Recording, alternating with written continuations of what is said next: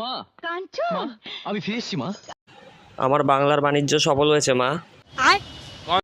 বাবা তাপস, সব বাংলা বেচেছিস তো? হ্যাঁ মা, হ্যাঁ সব বাংলা বেচে দিয়েছি আমি, শুধু নিজের জন্য 4টে রেখেছি। কিন্তু মা, আমার বাংলা বানানোর প্রধান কারিগরটা কই? দেখছি না তো তাকে, কোথায় গেছে সে? ওকে আমি তাড়িয়ে দিয়েছি বাপ। ও বাংলা বানাতে বানাতে বেলাকে অনেক মাল বেচে দিয়েছে।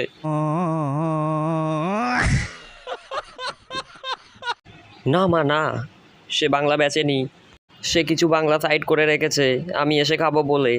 শুনেছি পুরন বাংলায় নাকি নেশা ভালো হয়।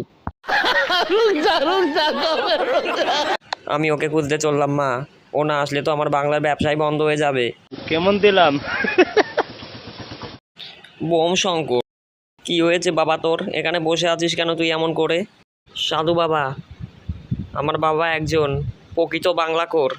সে বাংলা খেয়ে মাতাল হয়ে আমাকে মেরে বাড়ি থেকে তাড়িয়ে দিয়েছে। আচ্ছা বুঝলাম।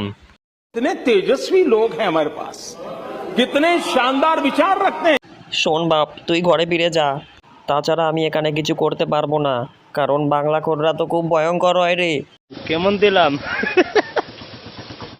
বলো দাদা বলো, কি অভিযোগ আছে তোমার?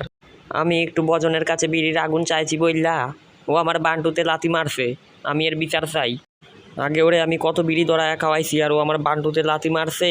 আমার বান্টু মান্টু অবশ হয়ে গেছে গা সব। যাও দাদা যাও, আমরা পেছনে আছি, তুমিও বজনের বান্টুতে একটা লাথি মারো গে। তোমরা আমারে পাম দিয়া পাঠাইতাছো, পরে আমি মায়ের খাইলে আর তো আমারে ঠেকাইতা না। আমার বান্টু মান্টু গাইলা দিব বজনে সব।